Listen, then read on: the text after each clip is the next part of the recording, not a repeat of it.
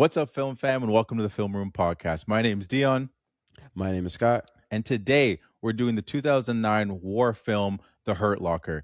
And in this episode, we'll first be reacting to listener feedback. Then we'll be going into our deep dive. And to close off the show, we have an award show called The Filmmies, where I give out 6 awards to the movie we just watched. So you're going to want to stay tuned for that. But before we get into that, we have to give our general thoughts. General thoughts. Scott, I know this is both of our first time seeing this movie. What were your thoughts on The Hurt Locker? I thought it was great. I thought it was a gripping story. I thought it was very tense throughout the whole movie, really. I thought it had really human characters that had different storylines to explore different things, different themes that they were talking about. It was definitely juiced up. Mhm. You know, it wasn't trying to be super realistic. Well, in some ways it was, some ways it wasn't. But I actually found it also pretty anti-war, which I think is an accomplishment. I think that's hard to do. Oh, what do you mean? I feel Well, like okay. Sorry, say what you mean. well, I was just gonna say, like a lot of times in movies, war movies, they're very glorious and patriotic, and it's you see how strong those soldiers are and how Mhm. great it is to be at battle and fight for your country. This one, it shows like a lot of PTSD and the negative side effects of the war. So I thought it was pretty anti-war. Okay, it's interesting, and I wanted you to elaborate on that because I felt like last time we talked about it, I feel like you said for the most part you because I watched less war movies than you. You're obviously more the war movie guy. I feel like aren't most war movies anti-war? Like I have you seen like a propaganda war movie that like war is great kind Well, of thing? Like it's not necessarily a war is great thing. It's more just like from the soldier's perspective, like from the characters, mm, as they're going through their mission or whatever, and then they're they're just like badass action movies where they're just yeah. killing bad guys and completing the mission, and it looks like a video game, and it Yeah. looks like a Mission Impossible movie, right? Where it just looks cool and fun, Mhm. and that's not at all what it is. Yeah, no, it's true. That is interesting. Let me fix my Dune post over here. It's messing up, but I have to Well, acknowledge it. So to just, but yeah, no, my thoughts on the movies, like I thought it was interesting, like to get into like the day to day like mindset of like the bomb tech because that wasn't like a perspective that I've seen before. Like I haven't seen. It's not like I haven't seen any war movies. I've seen a couple, and the bomb tech perspective is like just one I haven't seen. I don't know if that's something that you've seen in other movies or like maybe that's a more common thing that they like get into. But I haven't, and I think that's much more of a modern role in the army. mhm, I don't think kind of in like World War I, World War II days they really had people disarming bomb. I mean, I've never been in the military. I'm not an expert at all. Maybe mhm, they were, and it was just kind of a different job because the yeah, technology, the bombs were different. But yeah, I've never seen something like this, and I mean, the you're right. It was interesting to see kind of that perspective from not just like foot soldiers that are, like I said, just carrying out a mission, killing people. But they do kind of do that in this movie. So there mhm, are a lot of inaccuracies that I actually learned a lot about, and I'll touch on in the family meeting from mhm, veterans. Um, but you're right, like just the perspective of this EOD team. I had yeah. never seen that in a movie before. Okay, interesting. And it's funny that you mentioned the like the World War One and World War Two thing with the bomb text because again, this isn't a spoiler, but because I saw like Marty Supreme early, there's literally a scene Mm. in it that they talk about how a guy he's like, oh, this guy used to defuse bombs or like in World War Two. So it's kind of funny you Oh mentioned that shoot! because literally they mentioned like, oh, this guy used to do that in World War Two, and I'm like, I didn't know that either, and I was like, oh, okay, I guess they did have that. So apparently there were bomb techs in World War Oh, Two. I guess okay. a Well, I'm wrong. very low tech. I'm sure back then it's probably very much like I don't know how much they even really knew about bombs. They probably were just like, "Hey, figure it out. Like you're smart." Like I don't know how much actually thought went I mean, behind. they, whatever arm. I mean, I guess they all had these bomb techs, but they were all developing bombs too, because so they would kind of see the similarities in that. And I mean, Yeah, it's crazy to think like because of how awful World War II is, we kind of forget that it wasn't that long ago. yeah, So I mean, and like I said, I don't know nothing about these weapons and bombs and everything like that. Like maybe these are the same kind of bombs that they were using in World hmm War II, and maybe they were just the detonator was maybe a little bit different, and I'm Yeah. sure there's some stuff that's changed, but like I don't know. I got like you said, apparently that was a thing. Yeah, no, which surprised me. And the one last thing I'll say is like a little tease before we get into the family meeting is, you mentioned how you liked this, you thought the story aspect was really strong too, but that was actually one of my parts that like I didn't necessarily love about it. And I'll give more on it in the sense of why I didn't think the story was as strong. But I did again, I was saying it's an interesting perspective for the bomb tech, but we'll get more into that into the deep dive. Mm. So is it Yeah, the story? Is it more like the plot that you didn't like? For like you said, we're gonna get yeah. more into it, but was it more the plot or like the characters? Or like what I more think I generally kind of I think it was more the plot. It had nothing to do with the okay. characters. I think it was just more of the plot. Okay. Yeah. But I think with that being said, I think it's time to get into the family meeting. Let's do it. I don't have friends. I got family.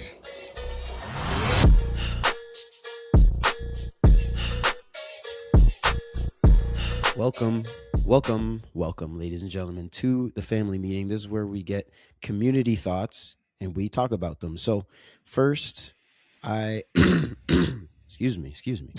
First, on our Instagram, I asked the question, "What are your thoughts on American war films in general?" You know, we're kind of talking about anti-war, pro-war stuff, um, but I put up a poll saying, "Do they honor the bravery of those that serve?" 33% voted on that. Mhm. The other 2/3 said propaganda that makes us feel better. Mhm. And I put other as another option, and our boy Kobe, no Yeah. relation, responded. He dived a little deeper. He said some of them are war propaganda for sure, but there are others that serve as a cautionary tale as well. What do Mhm. you think of that? And this movie, what category would you put that in? Well, which one do you want me to answer first? The Kobe's thing or the you asked me Uh, two well, questions. I guess because Kobe kind of said it can be both, basically. Okay, yeah. And then you're asking what my opinion was on this film Yeah. Do perspective. you think it serves as a cautionary tale, or is it more war propaganda? I don't think it's war propaganda. And I do think it's I don't know if it's necessarily cautionary, but maybe it's more so again, like it kind of goes back into what I said. I find it interesting about it. I feel like this movie is kind of more just like giving perspective. Like it Hmm. definitely doesn't. It definitely leans more to anti-war, but I feel like it's not. It doesn't feel necessarily like it's preaching that. I feel Yeah. like at least this is just my perspective on how I watched the movie, and I felt like more so like they wanted to really show you like this is what is like this aspect of the war that you haven't seen. Like this is what kind of what the bomb tech and like the people around him and like what I to me I just really it felt very much focused on Jeremy Renner's character, like William James' character, and I feel like that's kind of the lens I was looking through. I was like watch this guy, look how he interacts, and look at the people around him and stuff like that, and look what they have to go to, and like that's kind of how I looked at this film. Like look at this perspective that you guys probably haven't seen before at this extent in film. But to me, obviously, it didn't preach as like a like join the military, like this is the what you want to do to be a Hmm. part, like fight for your country. It didn't feel like that kind of thing, like like a woohoo kind of movie, but it definitely did lean towards like, oh man, like this is just like the grimy, horrible parts of war. Like, don't get it twisted. Yeah. Yeah, I agree. I think there's definitely a lot of moments of PTSD. We see them fighting each other, and how like ignoring the chain of command and stuff like that can have negative impacts. Mm, So it still does have some, like, maybe not positive is the right word, but like I guess positive kind of things that going on with like when they're hanging out in the trailer and they're like punching each other, they're getting drunk, talking about yeah, girls and stuff like that. Like that is very real as well. yeah, So I suppose it's not like propaganda because that's actually true, yeah, but it kind of shows like the positives of it, like the brotherhood that you get. yeah. But overall, like the negative, the PTSD, the injuries, all that stuff it's definitely not propaganda. No, for sure. And like to go to your point about like the brotherhood thing, it's just like you have to put that in there. I feel like, and it's like because it's important because it's you guys are literally you might die. So you know what I mean. Hmm. Like you really like put your line. You're trusting these guys. So like you really do have to have that bond. So like people might think of like oh like is this propaganda to make it seem like this is like some kind of brotherhood fraternity that you want to join? maybe it's not necessarily that. It's like I feel like at least in this movie they made just I feel like it more portrayed it's like, hey, like we could go at any day, you know what I mean? Like we might as well enjoy these times together. But it was still done kind of like almost like in a sad way where it's like you still feel for these guys where it's like they're not having fun, but they're Right. trying to make the most of what they have with the people that is around them because these could be the last people they ever see. They don't know. Yeah, that's a really good way of putting it. I find it interesting though that you were saying that the story is very focused on Jeremy Renner's character, and I mean he is the main character. I don't think you're wrong, Mhm. but I found it did a good job of also exploring Anthony Mackie's character, Mhm. Sanborn, Yeah. and the other guy in their team, Eldridge. Yeah. I thought all three of them had their moments of vulnerability, and for different reasons. So I thought that was an interesting way of kind of pushing the theme or communicating to the audience kind of like three different ways that war can negatively impact your mind. Yeah. No, it's a good I point. thought that was Yeah. good. Yeah, no, I feel like the Eldridge one is probably like the least because I think that was just on purpose, like in the order. He was around, but like I feel like the character development was still there. We got it with like the doctor and stuff like that. But Yeah. to me, I just felt heavily more focused on like on Williams. But JT definitely did get a lot of his. That was his name, like JT. The last part of his name. Make sure I'm saying that You right. talking about Eldridge? No, I'm talking about Mackie's character. Oh, Sanborn. I just wrote their last names. I don't know. Oh, their okay. first It was like names. JT Sanborn, I think. I just went with JT. Okay, yeah. Okay, I went with Sanborn. Okay. I mean, yeah, that's funny. I think Eldridge's character was really well developed. I thought like the stuff with the doctor I really liked. Mhm. You know, his guilt about not saving the guy in the very first scene. You know, he doesn't Yeah. shoot that guy. Mhm. So we kind of see his guilt, and then he I don't want to say redeems himself because he still didn't save that guy. Yeah. But he does save Sanborn and James Mhm. when they're sniping, and he sees that guy behind them on the bridge. So like, Yeah. I thought there were moments throughout the whole movie, and he had a pretty interesting arc. And then when the doctor dies and he's Yeah. freaking out, like I thought he was actually a really well developed character. Yeah. No, I'm not saying I don't think he was like I'm not saying that they didn't develop the character. I think more so it's just I feel like he kind of just felt like a third banana. Just like in the pecking fair. order. I think he Yeah. felt more of a third banana to me in that trio. But I think that's also true because there is a clear chain of command, Mhm. and I think he's just third in command. So Yeah. like he literally is third in the pecking order Yeah. in No, the that's true. group. So the movie would treat him the same. Yeah. No, it's true. Yeah, no, I agree. So now we go to Reddit. Oh boy. So I asked the question, why does no one talk about this movie despite its critical acclaim? Mhm. Because I feel like I don't know about you, but I don't really hear people talk about this movie very much. Yes, it was 2009, so I'm not saying people are like, "Oh my god, did you see this Yeah. movie?" Like I just watched it. Like obviously it's not popular, Yeah. but if people are talking about their favorite movies of the 2000s or Mhm. best war movies, things like that, I rarely hear this movie mentioned, Mhm. and it won 6 Oscars. So I was just like, this feels weird, Yeah. but I got killed in Reddit. I got tons of response, a lot of great responses too. Like I said, Yeah. there was veterans in there that were Mhm. giving me some really cool insight. I'm going to mention that. Yeah. But I was getting killed in the car. People were like, I talk about this movie daily. What are you Oh, talking like about? I was that kind of talking about. I thought you meant like you were getting killed, like in the sense of people like because it's dog shit, and I thought you were just getting a bunch of that. There's a or lot of something. that too. Oh, Yeah, there's okay. a lot of that too. Like because the movie sucks or Okay, yeah. like I said, the inaccuracies. Some of them were really great. They're like, oh, I was actually there in Iraq. Some of them actually did this job. Oh, and damn. we're explaining the inaccuracy. So that stuff's really, really great. Some people Yeah. were just like, it's just crap. It's just, yeah. Mhm. But yeah, there's a lot of people like, what are you talking about? I talk this movie's not talked about. It won 6 Oscars. I'm like, yeah, guys, I literally said that. But they're like, oh, well, why doesn't Titanic get talked about? Nobody's talking about Jurassic Park. People are Okay, like, that's you know what I mean? I'm like, am I in the wrong here? That's crazy. No, you're not, because that's people still talk about Titanic and That's Jurassic what I'm Park. saying. Like Jurassic Park, yeah, no, that's a goofy ass comment. Like if you're acting like the people talk about this movie just as much as Jurassic Park and Titanic, yeah, I know, not even close. Not even close. Like, what are we talking about? Someone actually commented. They're like, man, I actually, funny enough, had this question and I asked myself the other day. I almost commented in here, but I didn't. And boy, am I glad I didn't because I was getting crucified in there. Oh my goodness. Okay, so now the good. Yeah. Yeah. So basically, they were saying, yeah, a lot of them that were in Iraq, some of them did this job, point out how inaccurate it is. Talking about the lack of protocol, like I said, following orders. Like Mm-hmm. James comes in and he's just like throwing smoke in the road and he's not communicating. He's taking off his bomb suit to like disarm a whole car full of bombs. Yeah. Like, and then when like the tank explosion, he's like, no, the detonator's out that way. We're gonna go after him.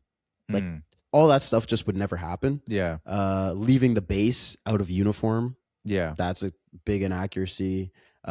He also said Sanborn and James, when they pick up the sniper and they just start using it, they said like that would never happen. Snipers are highly specialized and trained. So one of these EOD guys would not just step up on a sniper and start like having a shootout. Just start going. Yeah, that is kind of wild. Again, this is the context that we just wouldn't know. You know what I mean? So like that is interesting.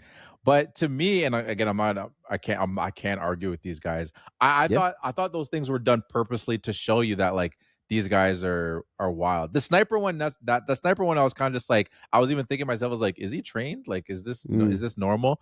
But all the other stuff, like when he did the stuff, like leaving base without stuff or like going rogue, I thought that was more so of like, yeah, this wouldn't happen. That's why he's doing it, because this guy is so wild. That's what, and he's like, he's breaking the rules. Like, what? You can't do that. That doesn't make sense. Like I thought, but if they're saying it's just like it, I don't know, like even like just this wouldn't happen, then I just have to take their word for it. But yeah, I mean, you're right. I don't think the movie. I mean, the movie's not trying. It's not a documentary. It's not trying to be super realistic. It's trying to. It obviously juices up these moments to entertain the audience for the movie, and the realness of the movie is in the characters and the PTSD and the way they're affecting their mind and that stuff.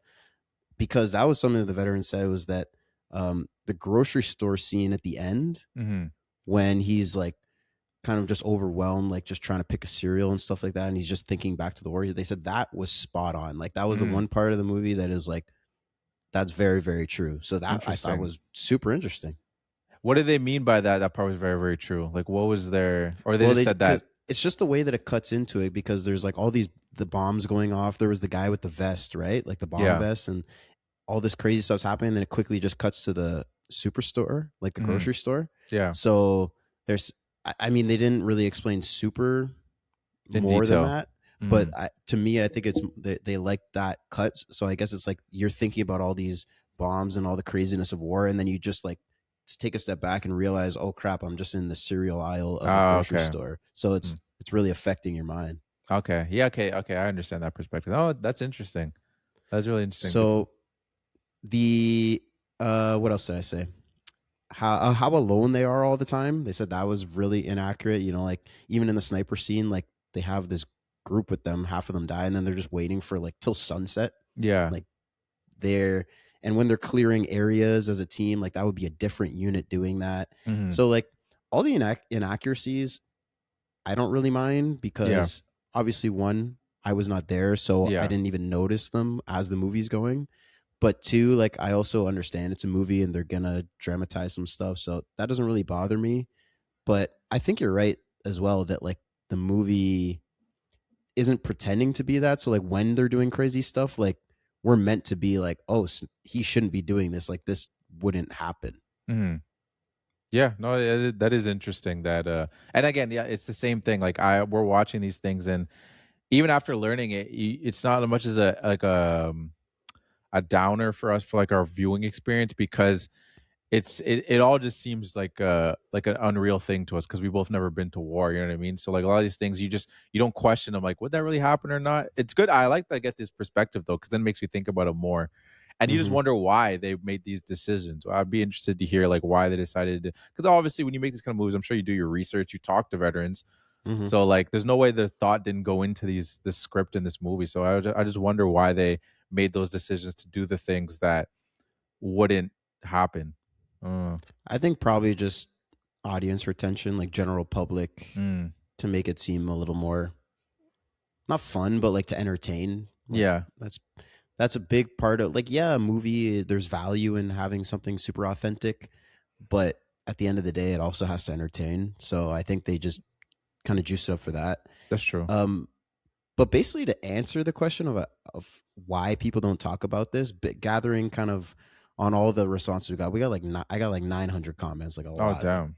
So basically, kind of summarizing all that was like the movie won a lot of awards because it came out during the war and Yeah. it highlighted PTSD, which is a really hot topic at the time. Mm-hmm. That makes sense to me. So people liked it when it came out because of, the, like I said, the powerful messaging, the subject matter. And then as more people watched it and veterans brought it down for all the inaccuracies, it got like less and less popular. Plus, it's not very rewatchable. Mm. Would you say this is a super rewatchable movie? I mean, yeah. I mean, especially because I feel like that's a tough thing with like any kind of. I shouldn't say any kind of war movies because there's a lot of war movies that are rewatchable, but it's kind of it doesn't leave you with like a uplifting feeling, which most war movies don't. But like, there's a lot of like just like even like the kid and stuff like that. Mm, Like some people, you just maybe just don't want to keep seeing that. You know what I mean? Or just like yeah. these tragic accidents and like these things, and kind of like depending what your relationship was with that war, you know what I mean? Like maybe you kind of watch it one time just to kind of see like, okay, and it's just like, yeah, I don't know if I'm like, yo, you guys feeling watch a Hurt Locker rewatch? Like I don't know if that's ever leaving anybody's mouth. Yeah. Yeah, that's a good point.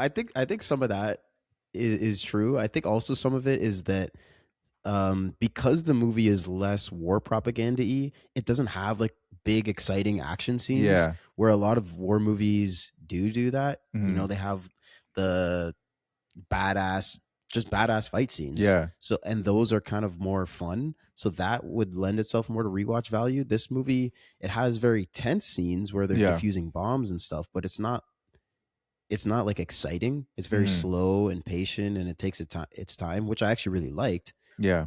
But it's not as fun to rewatch. Yeah. No, that's a good point. That is a really good point. You had a shout out you wanted to give. Yeah. No, I do want to give a shout out.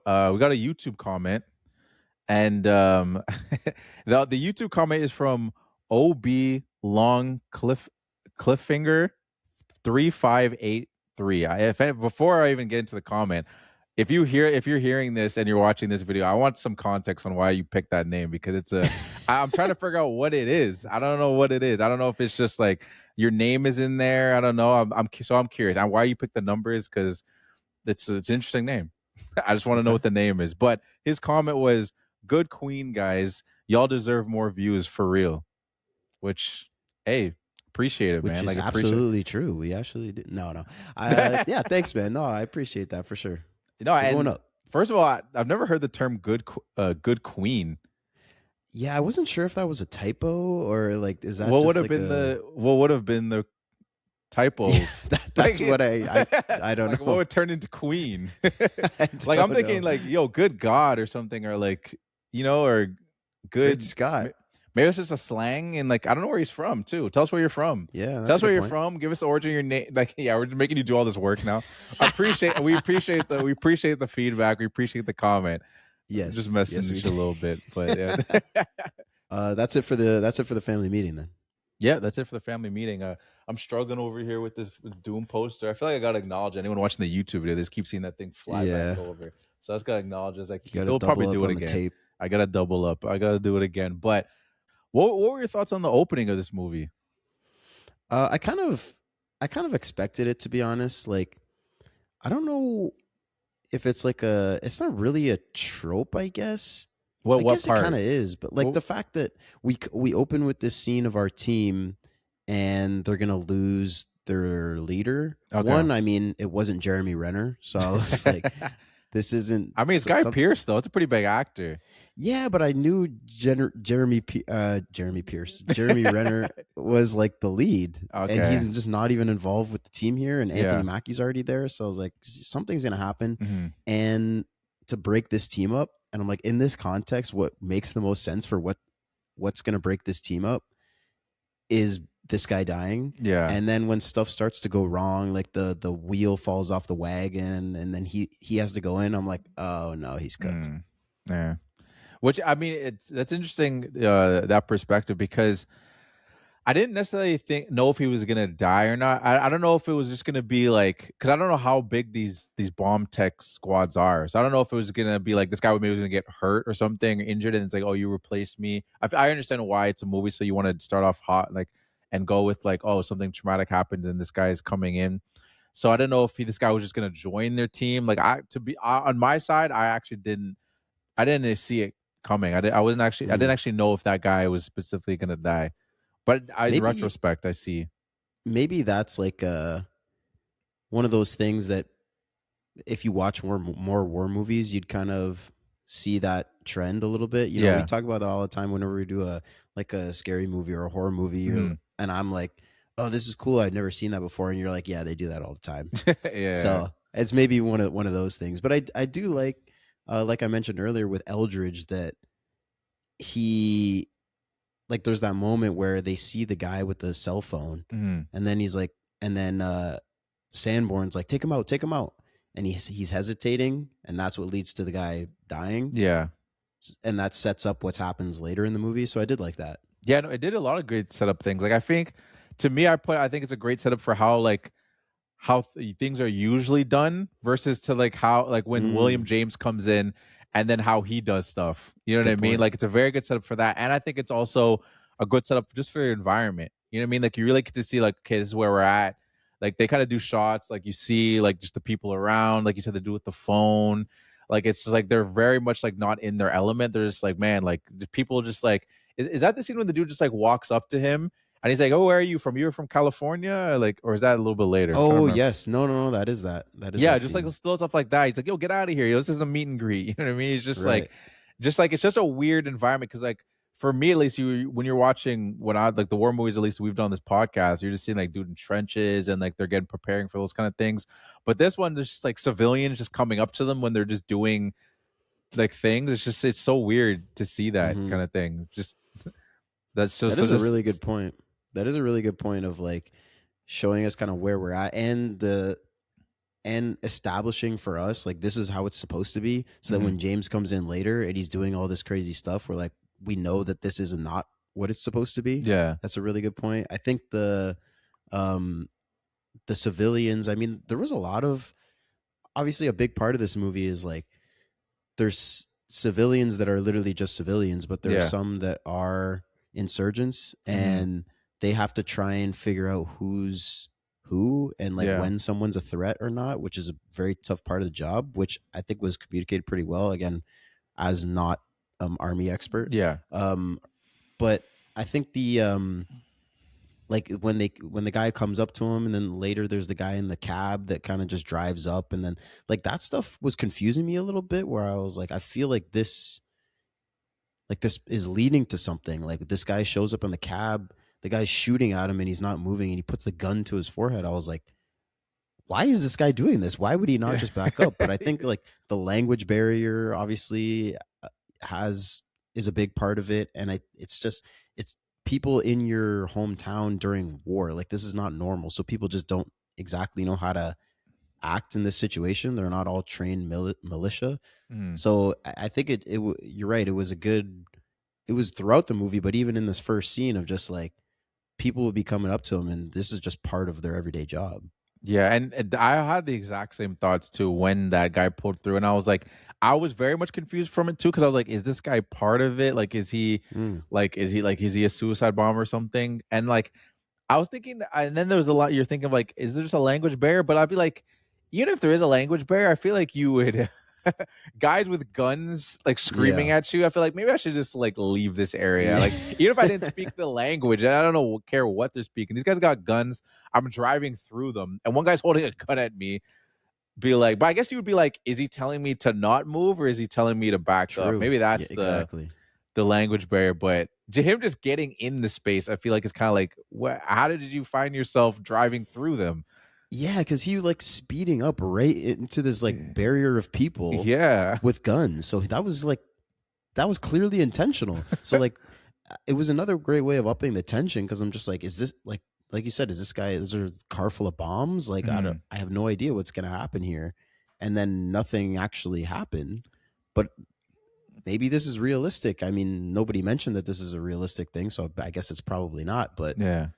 yeah, it was kind of weird. And you're right. Like if people just waving your guns in your face, regardless of language, you're probably going to be like, okay, I should maybe back out. But at the same time, what I will say is like, if you're just a civilian living in your life, and then a powerhouse country from across the world comes into your country and like starts waving guns around, like this is just a normal. Like these guys don't like the American Yeah. military, right? Mhm. Like, yeah, they don't want to get shot, but like they're pissed off, and I don't Yeah. blame them. No, for sure. It is. It's just very, very ballsy and very confusing. But I mean, it was meant to leave you wondering like what the heck's going on. Like it did a good job at that. Like I was very Mhm. much like I don't know what's gonna happen next. Like I don't know what this guy's intentions are, and that's kind of scattered all over the movie with like we talked about with civilians and there's people around you just never know what people's our intention are, and that was kind of like our. Well, I guess that was our second taste of it because we got it in the opening scene, but then we got it again. So they keep you guessing every single time of like I don't know what to expect. Yeah, and that's what makes it tense too, because there are moments where some of the people that we might think are civilians are actually people trying to kill them. Yeah. So I guess it's maybe the strategy on the movie side was like, we'll throw in people. They're almost like a decoy Mhm. for the audience, where we're like, is this a threat? Well, and I guess this is something that the soldiers in real time would have to discern. So it's communicating that as well. Is like, you have to, is this guy a threat? Sometimes they are, sometimes they aren't. And we're not, and it's not that easy to tell. So for us, we're going to be confused by it, but maybe that's the point. Yeah. No, that's true. That is a good point. Another question I was curious to ask you about is like, what are some? Because I've been talking about how I really like the new bomb tech, like how William James came in and we got the Mhm. my I took away from this film that it was more perspective on him. But like, what were some of your thoughts on like the depiction of like of that character as like he came in? Yeah, I mean, he came in hot, like he's not obeying orders, and he's taking his suit off and Mhm. flipping them off and all this stuff. So again, I kind of expected that was juice up for the movie. Like people don't like, yeah, there's sure I'm sure there's like hot heads in the military and people that like toe the line, but like this guy was going just being Yeah. way off. Mhm. But I thought it like just he was it created more tension in Yeah. those moments when Sanborn is trying to communicate. He's like, "What's going on? Like, I can't see you through the smoke. You got to tell me what's going on." So we don't know what's going on. We know there's threats all over the place. That I think was done really well. And then his arc with the kid was really great, and the PTSD at the end. I thought the characters in this movie were really good. Yeah, no, I agree. I thought it was interesting because we talked about the contrast of him versus like Guy Pearce's character, and I thought like he's coming in and like they're showing clear that like he's reckless, but also like kind of arrogant too. Like you don't really he doesn't come off as likable at the beginning. Obviously, you get more context on like who he is and stuff like that. But it's just like he comes in, he's a little bit reckless. Okay, like oh, he's wants to do things a little bit on his own terms. But then like when stuff like when he's taking off like his headphones and stuff like that, then you're kind of like, dude, this isn't like like you're playing a sport and it's just like, you know what, like you'll pass me the ball. It's like, no, I'm not gonna pass to you guys. Like I'm just gonna go in and just score 30. It's like, no, this is like a life or death thing. Like it's kind of Mhm. crazy for you to like to detach yourself from communication. Like that's not how we do things here. It's crazy to do that with bombs and be like, nah, I'm not gonna listen to you guys. Like I'm just gonna do my own. I'm not gonna respond to you guys because they don't know what to like. Yo, are you dead? Like what's going? Like respond. Like what's going on? Like it was kind of Mhm. crazy him coming in like that. Yeah, because what you do affects us. Like Yeah, if you're like, okay, I'm at this crucial part of the disarming sequence where like if I mess up, this thing's gonna blow up. Let us know so we can get behind cover. You know what I mean? So like there are parts of it where you can understand why they would get pissed off, and like Sanborn even he shows this after like the car when he disarms all the bombs in the car, and Sanborn's up on the roof and they're looking at the guy with the video camera and all this stuff, and then he comes down after when it's over and he just punches him straight in the face, and that was like that just the sound, like the hard like thud of the yeah, punch was nasty, and I just wasn't expecting it. I mean, he just walks in like, "Hey James," boom, yeah, and he doesn't like fight back or anything. But to me, I was just like, "Damn, this is that was a big moment." And it shows that contrast, like you said, from the first scene where it's like they send the drone in, they're super careful with everything, and Mhm. that's what he wants to do. This is what he expects to happen. And when this guy's going apeshit, he's like, "Bro, you're literally putting our life at risk. So I'm gonna Yeah, punch you in the face." that which I agree with you. I didn't expect that either. I was shocked when he punched him in the face because thought I was like, oh, is this gonna break out into a thing? And like we see them later, like they're kind of wrestling, punching each other in the stomach and stuff like that. But I wasn't sure if that was like the tipping point of like constant like physical, uh, like a like a like a physical issue between the two of them. But it didn't end up being the case. But Hmm. I thought that was interesting, just that he punched him in the face. 'Cause again, I did not expect that. Yeah, yeah, I did not expect that, but I mean, he also almost like thinks about killing him.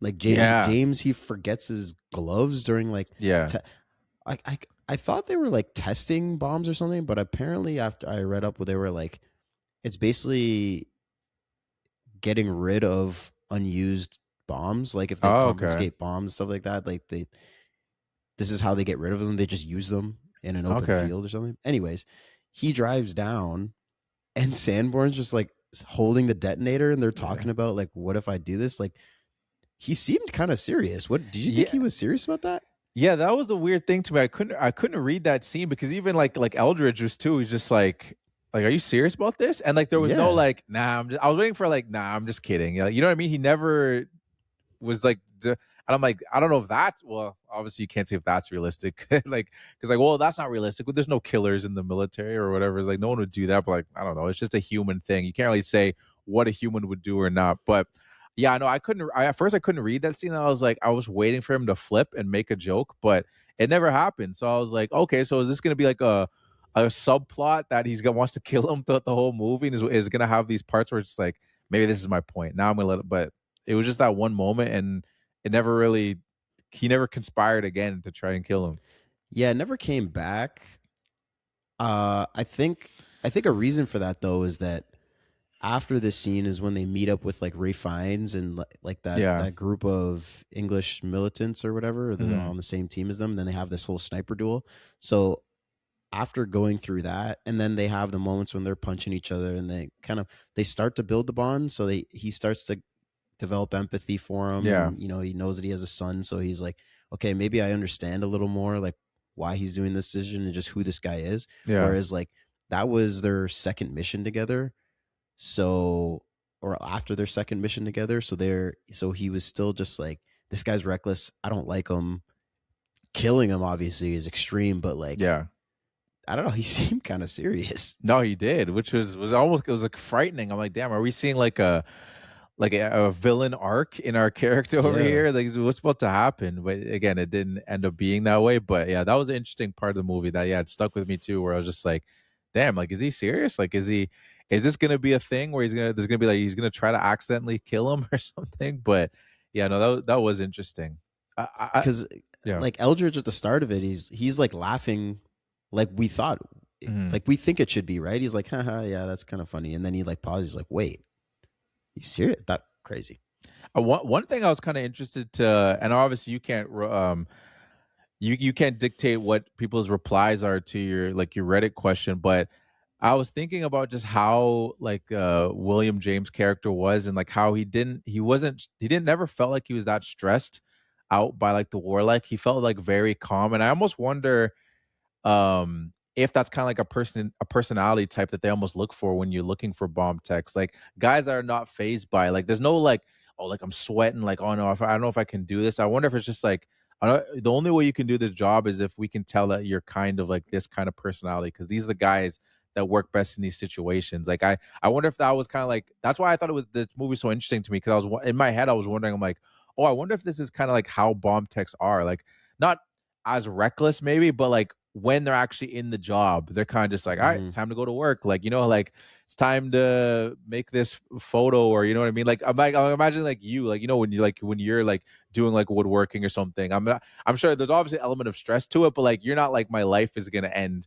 There's Hmm. risks, like maybe an accident can happen with like maybe like with like the machine or something, like someone's fingers getting cut off or something like that. But like he was just so like calm that I was just like, is this how am I getting like kind of like a peek into the window of like how these guys kind of operate? I'd be interested to hear Well, with the What? Yeah, I don't have a specific answer, I guess, on like the if that's who they choose for this position, but I think kind of like you were saying in the for the movie, anyways, which they said is littered with inaccuracies. So obviously, take this with a grain of salt. But in the first scene, like we say, we see the guy that's super calculated and he's going through all the protocols, and he's not very reckless and crazy. And when he gets to the actual bomb, I mean, he has to start running away. So we don't see, I guess, like you say, when, okay, he's taking all of these precautions to get to the position. But once you're there, is he just like, all right, let me roll up my sleeves and like do this? We don't even see that. Maybe he is that kind of thing. But I would say that no, I don't think that's something that they pick for this job. But I will say that something that veterans were saying in the Reddit question was regarding his character, saying that like, there are people that like are traumatized from war and people that are traumatized being out of war. So like at him at the end, him coming back, and like you said, the way that he just feels comfortable in this setting against everybody else that is like, there's a lot of messed up stuff going on here and this place sucks. He seems comfortable. They said that's real. There are people like that. Yeah, I mean, and I could see that, and especially there's a term for it. I can't remember what it is like with prison. I don't know. I'm not sure if you're familiar with that. Like people like once Or they're like in prison, reformed. yeah, like they've been in prison for so long that once they get into the real world, it's almost like they don't even like being in it because it's like I knew this way of life so well that it's like it almost feels like I'm going into a different country where it's just like I don't even understand this world. Like I felt more safe in prison because I knew I had a routine. I woke up, I did this. I knew when I had to be like when to do this, and like everything was always the same. And now I'm out of prison. It's just like this. I don't like this because like I don't know what to do with my days. I don't know how like nothing's structured as much as it was. So that's probably and people honestly want to go back. Sometimes people are like, no, I want to commit a crime now so I can go back to Mm-hmm. prison because I feel more safe here. I wonder if there's a specific term for like that war thing or Well, like that kind of mindset. I think it's probably the same thing. Like you said, it's Mm, the structure of your schedule. Maybe some people also like the almost like the action of like mm. and the The adrenaline rush, it's like the yeah, I was thrill. gonna you know what I mean? Like Yeah. not necessarily of gunfighting, but even like bomb disarmament of Yeah. like knowing that if you mess up, you could die at any second, and also maybe a sense of like accomplishment.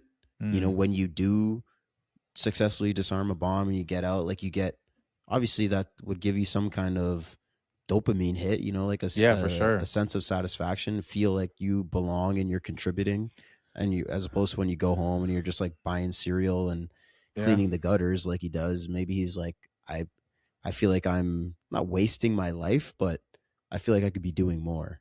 True. And I'm curious to because there was even that line of like when he was in the kitchen with his wife and he's talked about like they were just cutting fruits or not cutting fruits, sorry, cutting vegetables like forever dinner they were making. And he was just talking about war stuff and he was saying like this many people died. He's like, they need more bomb techs. And she's just like, can you cut this? Like she's just like, Mm-hmm. I don't want to hear about how many people just died and that like he's just so like it goes to your accomplishment point where he's just like, man, like if I was there, I could have helped those guys, and maybe those guys wouldn't have died. And like that's that accomplishment that you're talking about is like I can't get that in everyday life. Like, yeah, I'm cleaning the gutters, and the shirt's gonna make me happy, my wife happy. I'm doing the groceries, and it's making, but I was saving lives. I was making sure guys Mm-hmm. didn't die. Like that's what I could be doing right now. And yeah, I think that's a good contrast in them showing that.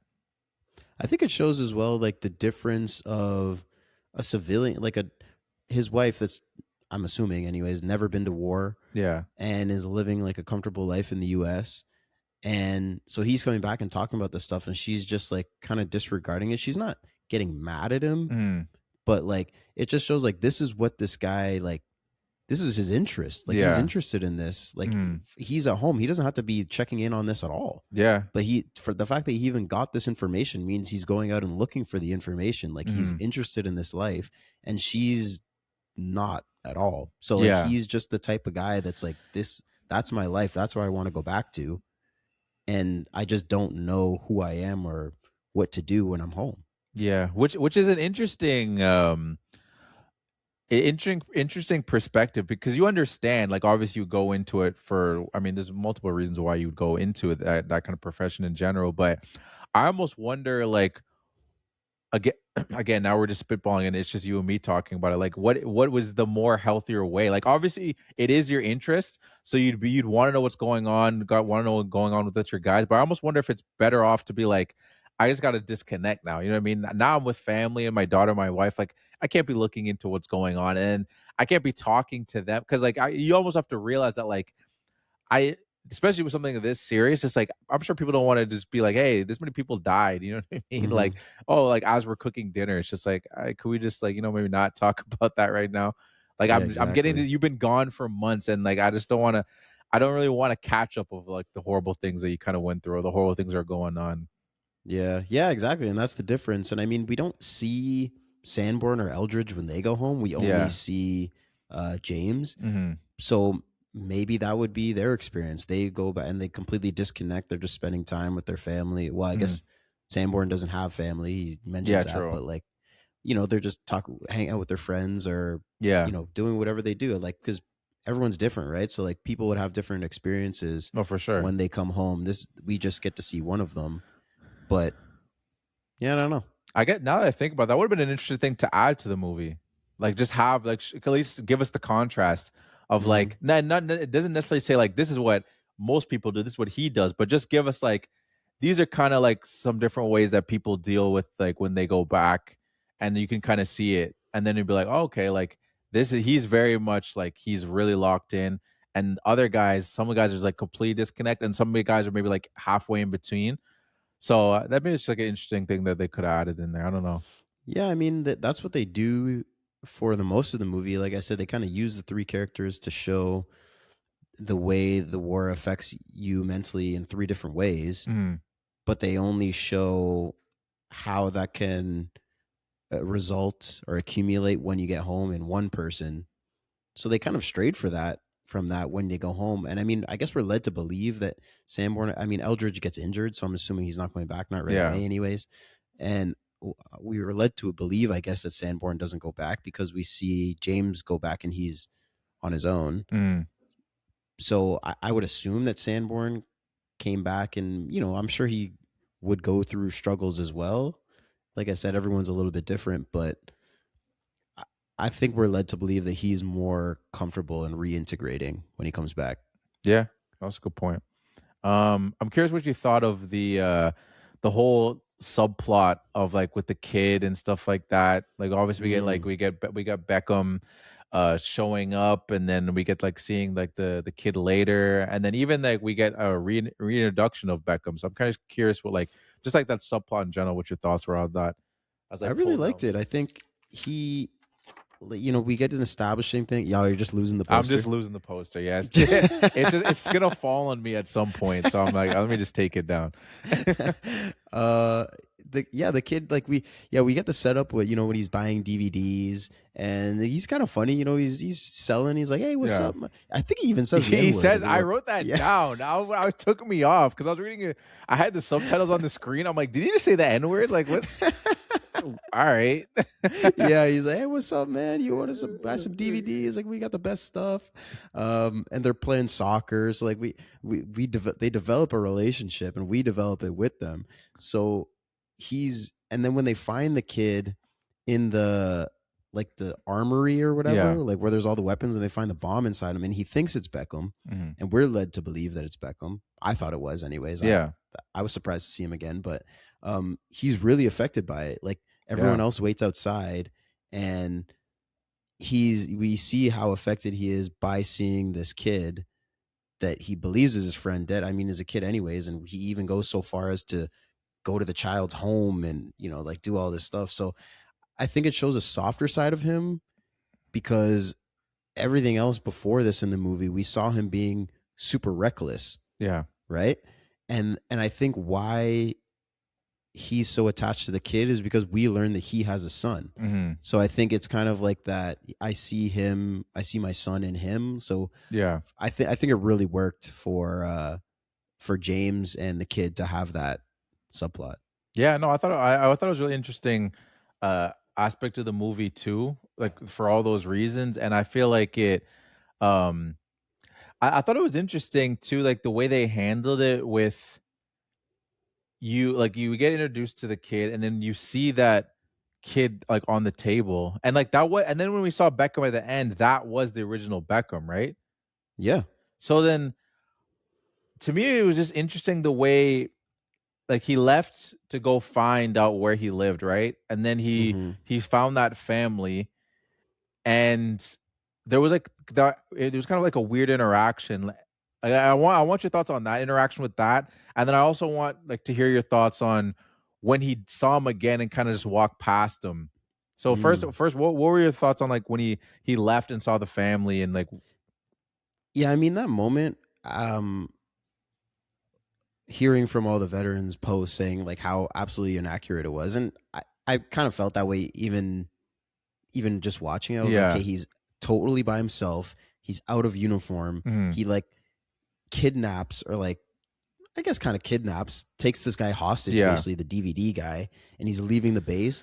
But like from the movie, I was super tense. I was yeah, like, this is exciting. I'm like, for where, sure. what is going to happen? Mm, Like, where is he going to go? How is he going to get back? And like, he's by himself. He's in big danger right yeah, now. And then, yeah, he goes and meets that family. I was a little confused because it didn't feel like he never even asked about Beckham. Like when you yeah. get there, I was like, okay, this is the kid's supposed to be the kid's house.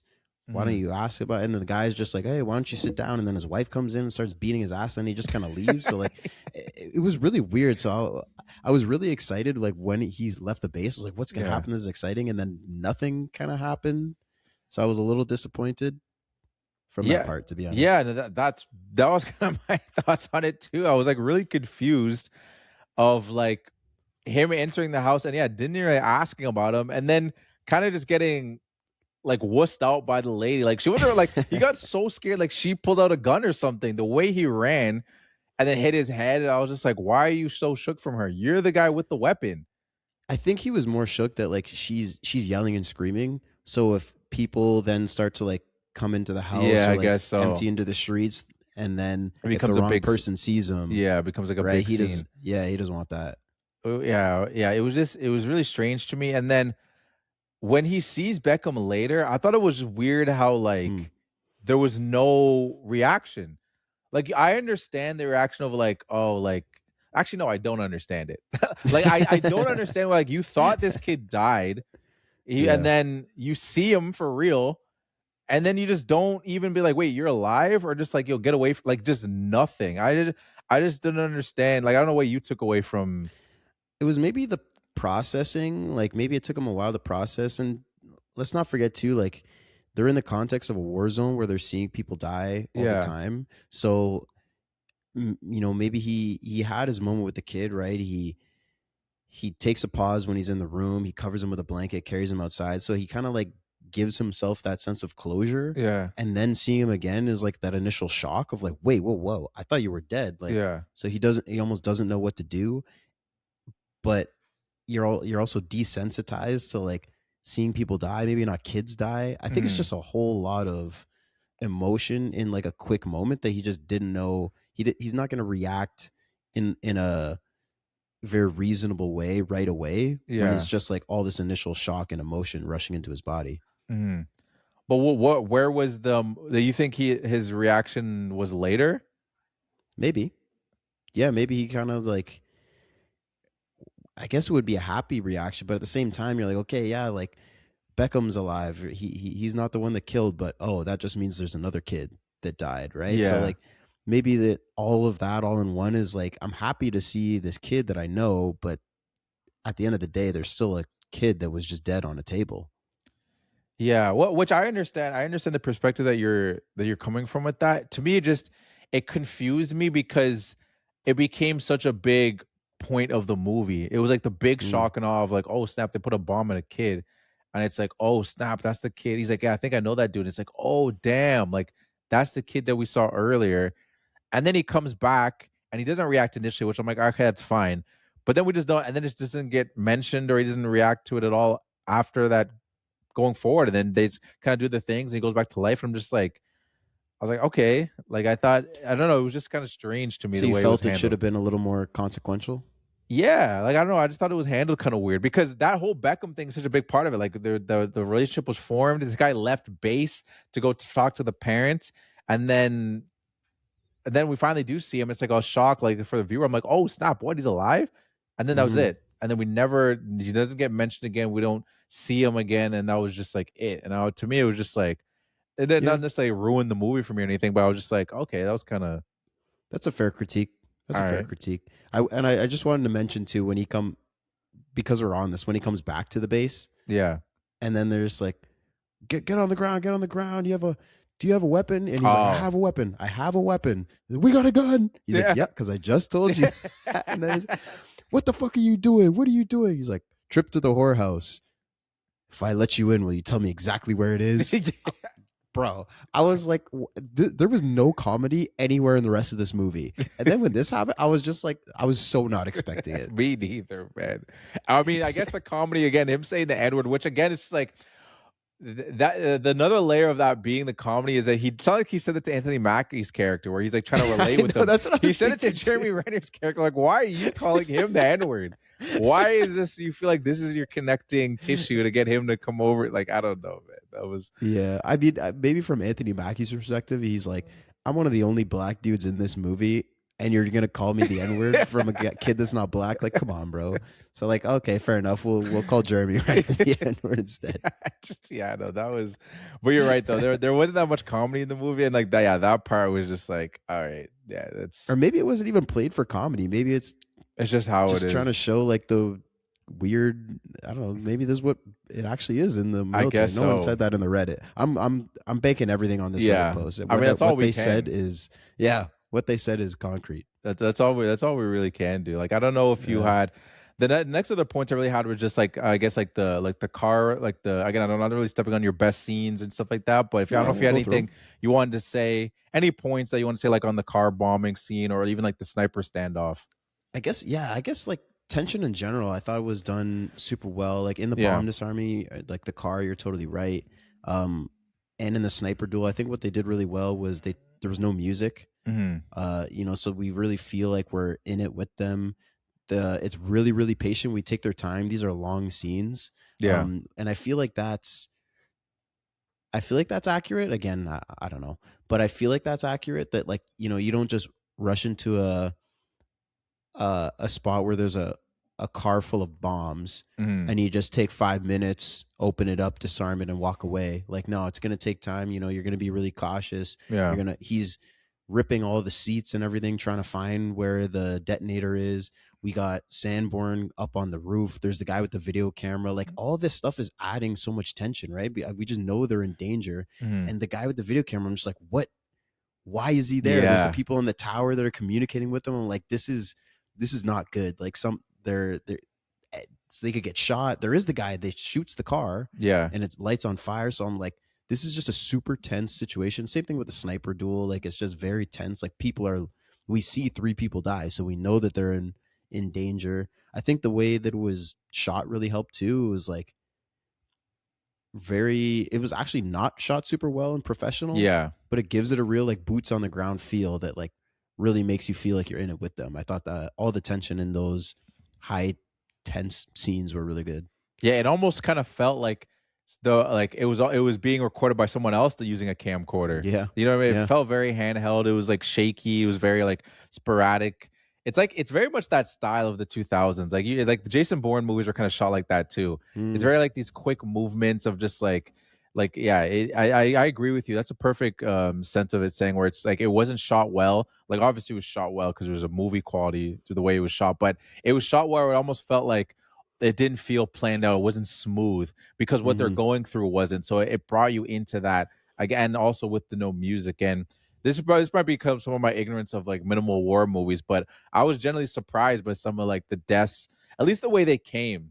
You know what I mean? Like sometimes when you get the deaths, like at least in some of the war movies you've seen, it's like it becomes like these high drama moments, and then that's when someone kind of dies, like in like their glory of like I'm gonna like they have like a hero moment, and then they die. These are just like very like surprise, like bam, quick, no, he's dead, and it's like oh snap, and there's like there's no like dramatic movie with it. It's like just music with it. Sorry, it's just like that guy's dead. Keep going. Like that dude gets shot in the back to even start the Hmm. standoff, and then um when the sniping starts happening and Ralph Fiennes' character gets shot, it's just very sudden, and there's no mourning moment like what happens sometimes in like dramatic movies where it's just like, oh no, like tell my family I love them, and then like Yeah, you know what I exactly. mean? It's they don't do that in this.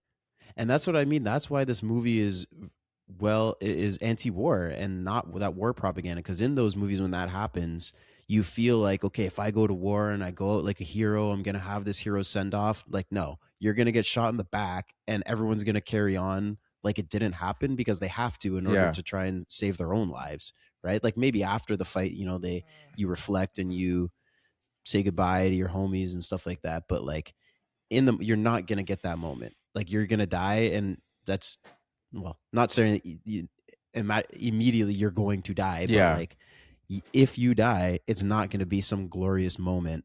no, So that's what I feel like is so good in the anti-war aspect of this movie, because like you said, it's they get shot, and another thing is there's not like a massive spurt of blood or something. yeah, Like they just he gets popped in the back and he just drops, and then Ray Fiennes' character is up on the sniper and he just like falls down, and they're just like, holy shit. And yeah, Eldridge is freaking out, right? Because that's part of his character, right? He's the one that keeps talking to the doctor. hmm, He can't clean the blood off of the bullets, right? Because he's just shocked in the situation. He's not so comfortable in it. We have Sanborn that's very like regimented and yeah, calculated, so he's going through it fine. And we have James who's like comfortable in this scenario. Then you have Eldridge that's kind of like freaking out. yeah.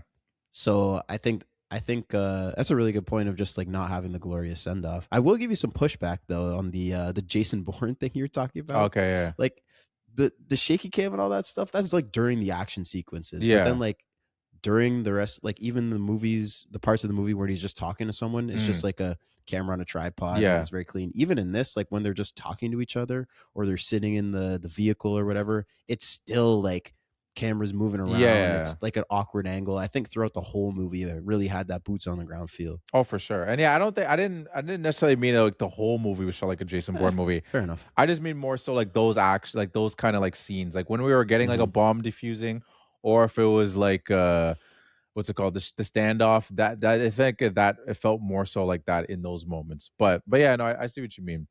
Hmm. Um, the last thing I wanted to talk about. I mean, and obviously maybe you have another point too, but like the whole like Eldridge like injury from like going on the rogue mission, and like obviously like, them going after. Like I don't know if you had any points like or any thoughts on like that whole aspect of the movie too. Like them getting Mm. kind of getting like their revenge.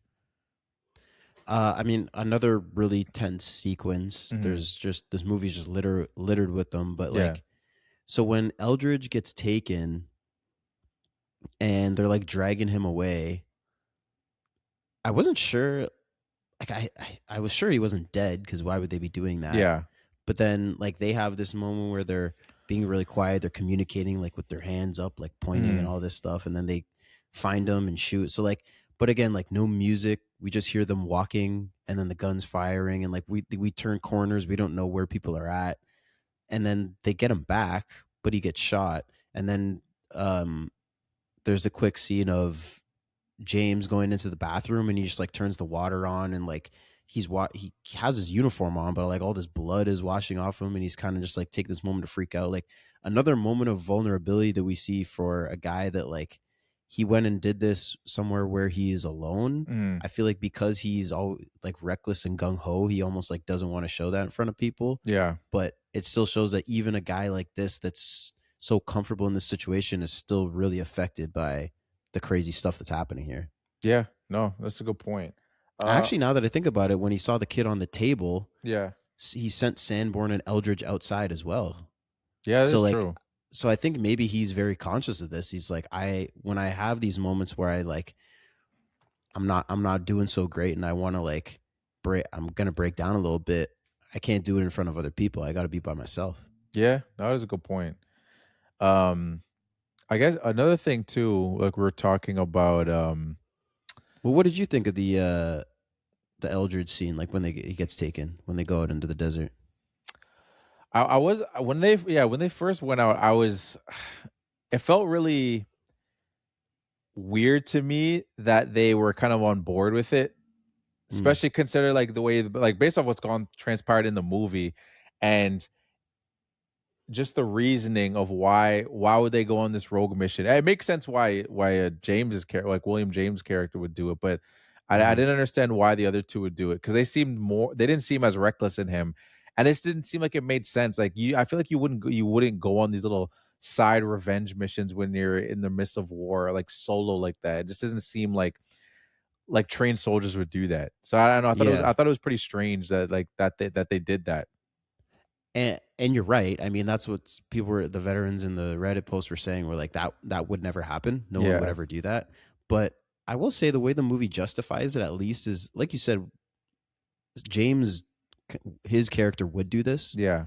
and it's not like Sanborn doesn't push back. He's Yeah. like, no, we got infantry over here. That's their job. They should be Mhm. doing that. Like, this is not okay. We shouldn't be doing this. But then James hits him back with like, I'm higher than you in the chain of command. Like, you take orders from me. Mhm. So like you kind of have to. And again, I'm not in the army. Is that true? If someone above you gives you an order of something that you like really shouldn't be doing, do you still have to do it? I don't know. Yeah. But but from Sanborn, I think like his character is consistent in being very regimented by the book. Yeah. So the fact that a superior of his gave him an order, I feel like he's the type that would follow along with that. And Eldridge was just like, I don't know, he was just pissed off and Yeah. wanted to go. That I feel like that's fair to say that's maybe a little inconsistent. But this is also after that moment where he does kill that guy on the bridge. You know, James says it's your call whether to Mhm. shoot him or not. And because earlier in the movie he doesn't shoot, gets Guy Pearce killed, he does shoot in this situation. So now maybe that was a moment for him to be like, okay, now I should be a little more aggressive almost. Mhm. Yeah. No, that is a good point. And yeah, like you said, there was pushback, but again, I don't know. It was something that I just thought was interesting, and I guess I kind of talked about it earlier where I was talking about the story thing, so I guess I'll get more into it now. Of like, again, my reflection from the movie is that like the movie turns off, and I'm sitting there, I'm thinking, I'm like, okay, I liked that. It was a good movie. I liked it, but I didn't love it. And I feel like to me, I feel like I only really resonated with like the William James character. Like this is just my perspective. Like I liked to see that aspect of like, okay, I've never seen this bomb tech character before. Kind of getting to see what kind of like the day to day, what they kind of go through. I'm like, okay, this is what it feels like to be like on that job in the bomb tech aspect and stuff like that. But like as I've been saying through this conversation, there's a lot of aspects of it like where I was just like, okay, like the whole thing with the kid, like I don't know, like I was kind of wanted like a payoff with that. I didn't really get it. And then That's fair. he was reckless, so like I accepted all those reckless actions of like I wasn't like looking like, oh, that would never happen, because again I wouldn't know. But I always just accepted because like they already established this character is reckless. So there's Mm-hmm. that. The like subplot with Eldridge and like the doctor, I thought was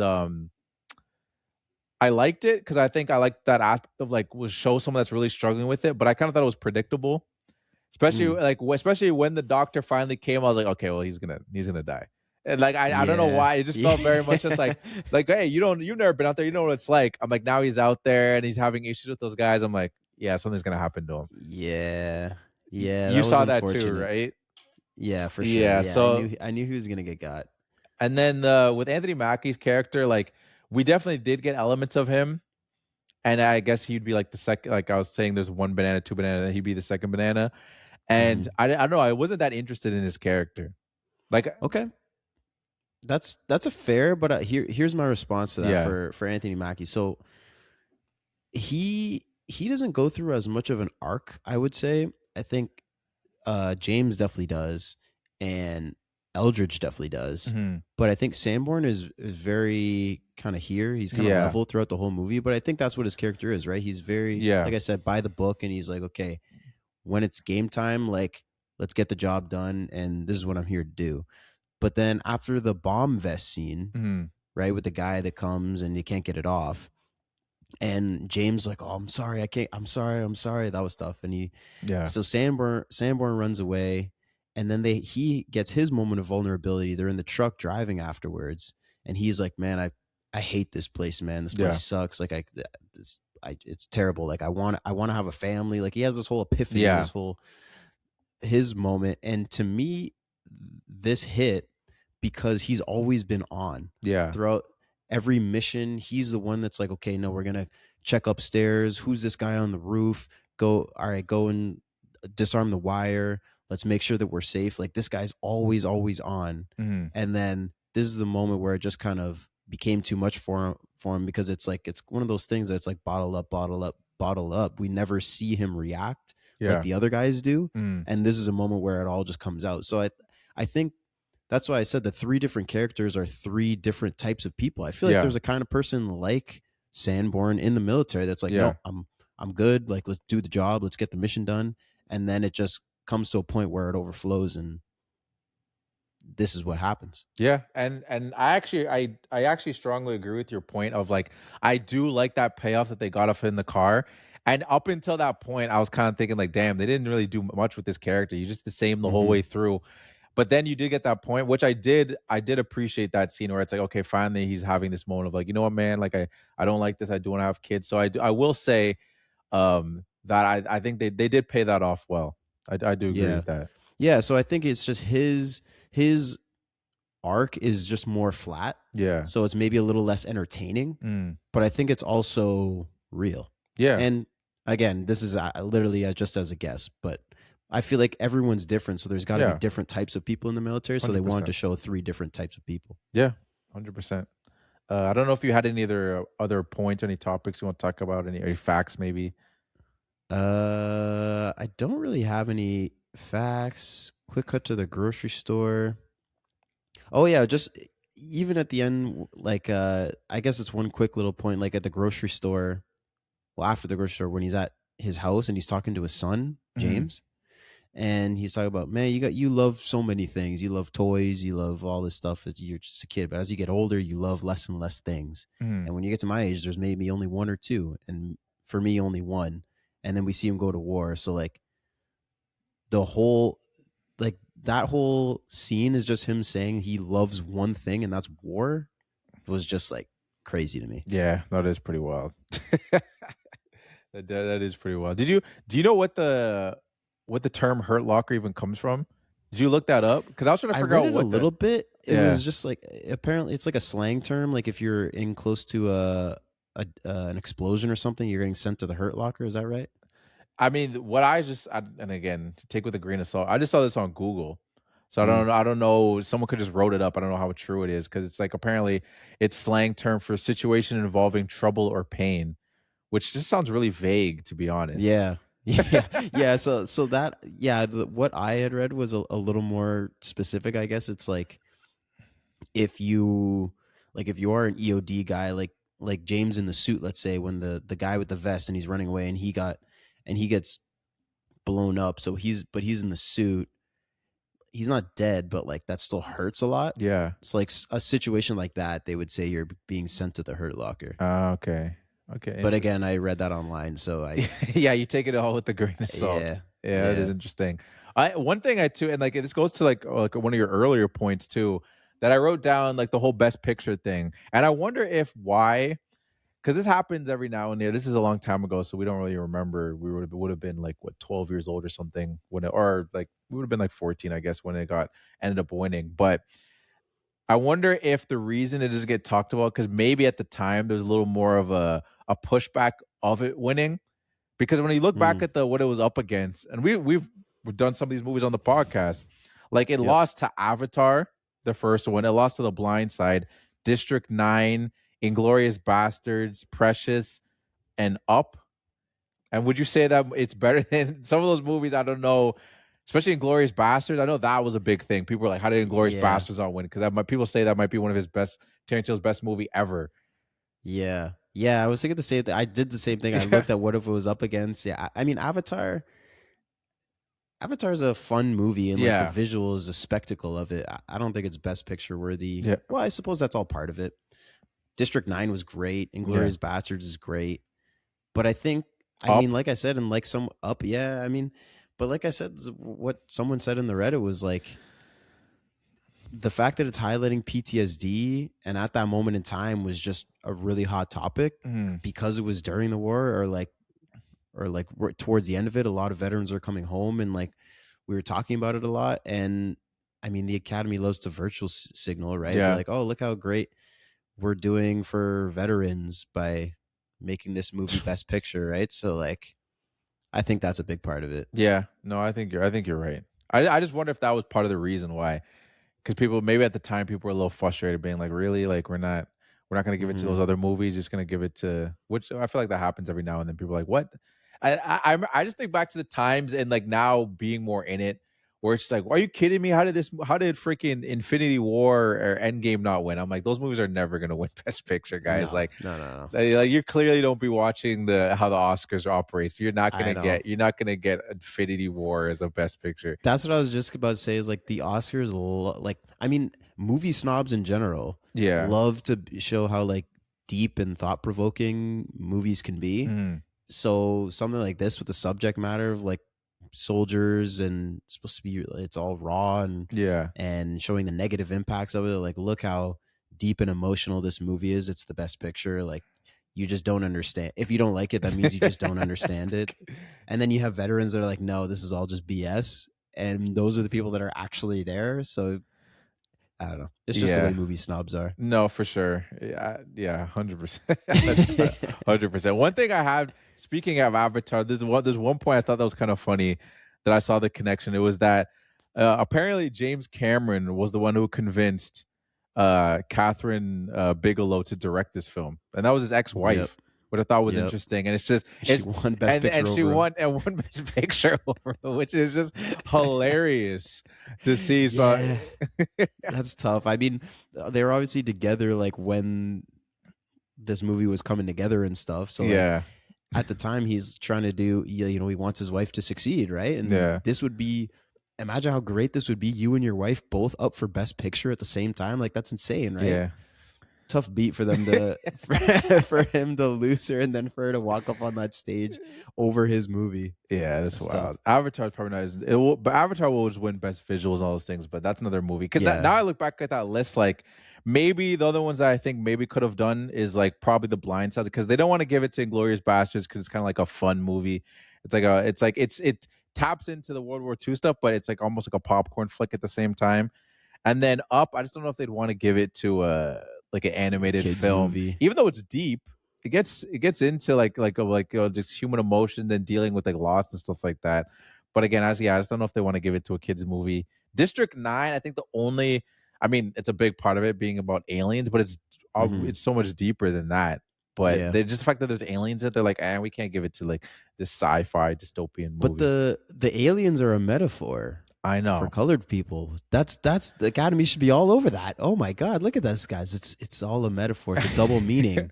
Double meaning is everything. Yeah, I guess they weren't feeling it.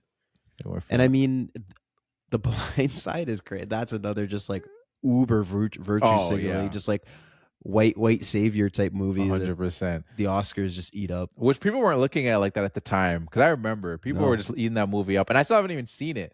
Now people keep saying it's that, and now I'm going to be watching. All I can think about is that. But I mean, I've just heard of all the like, I guess again, why people don't like this movie is just all the inaccuracies from that movie. Like they basically like teach the kid how to play football. Yeah, and they're like, no, he was a football stud when he joined the family. So yeah, it is what it is. But that's all I have. I think with that being said, I think it might be time. Let's get into the filmies. Let's get into the filmies.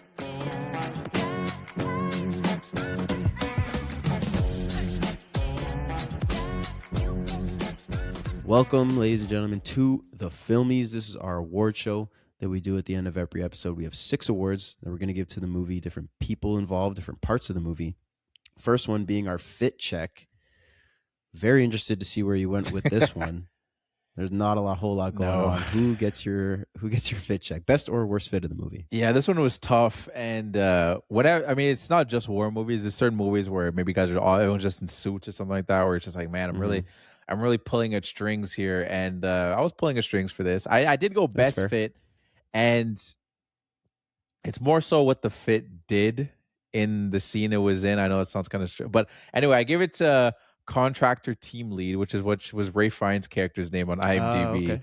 And he's mostly wearing tactical gear for the most part, but it's the It's the what do you call it? The scarf. I think I wrote Like it the head down. wrap The thing. kafilha or whatever. There's like a specific name for it.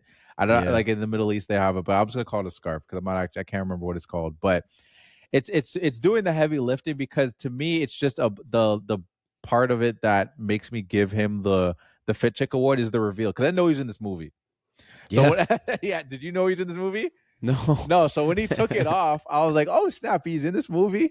So Yeah. that's literally the justification for my fit check because it worked in the reveal and nature of him taking it off, and I'm like, one, it's like, oh, he's one of their own, and I was like, oh, and it's also him. Like I didn't realize he's Yeah. in this movie, so that's why he got my fit check because Hey of man, I that. don't blame you. This is gonna be a weak award in this movie. It's just the nature of the movie. Yeah. I gave mine to the big bomb suit. Okay. And it's not even like, oh, it looks super cool or like a worse fit, it looked terrible. It's really important to the movie. Mhm. Like this is a EOD, like a bomb squad tech, and this is the suit that they wear. And when I think of this movie, like one thing I think of will be that big ass suit. So Yeah. No, that was simple as literally that. that was my little thought too, but I was just like, I couldn't like put the words together for why I'm like, okay, I'm gonna give my fit check to the bomb suit. I'm like, oh, that sounds kind of weird. I'm like, why am I giving it to a bomb suit? But it ends up just being, you know what? It's a big part of the movie. Like I completely understand your reasoning for giving it because of Yeah, that. Because otherwise, what else are you really gonna give it to? It's yeah. So for that reason, we're not going to spend any more time on that no, award. we We're will going to not. move straight ahead to the Ferris Bueller Award. This is our lazy award, Mm. something that someone did on screen or behind the scenes that we consider lazy. Who gets your Ferris Bueller Award? So I went very literal with this one, and I gave Okay. it to William James. And it's for not cleaning the ammo himself, like cleaning the ammo himself when like they're doing like the shootout, like the Mhm. sniper shootout.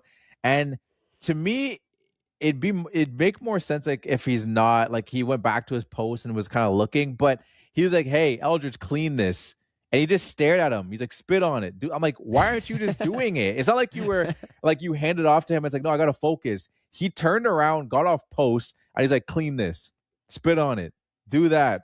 Rub it. I'm like, you could be doing all these things you're directing him to doing, and then just give it back to JT. Like I just didn't. To me, I was like, this is you're just being lazy at this point. You just yeah. I had to give it to him for that. I was like, this is ridiculous.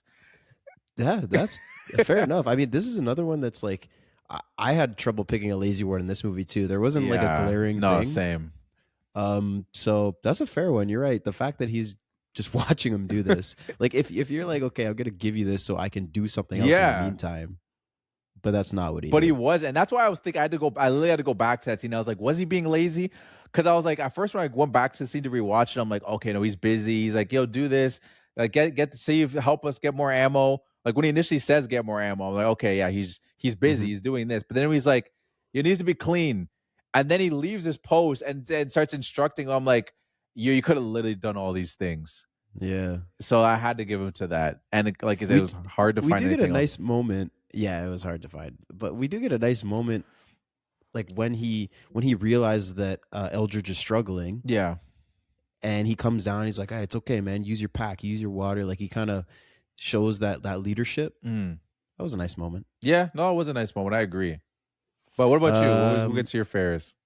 My Ferris, I gave to, again, this is not a great one, but I gave it to the soldiers at the gate of the camp.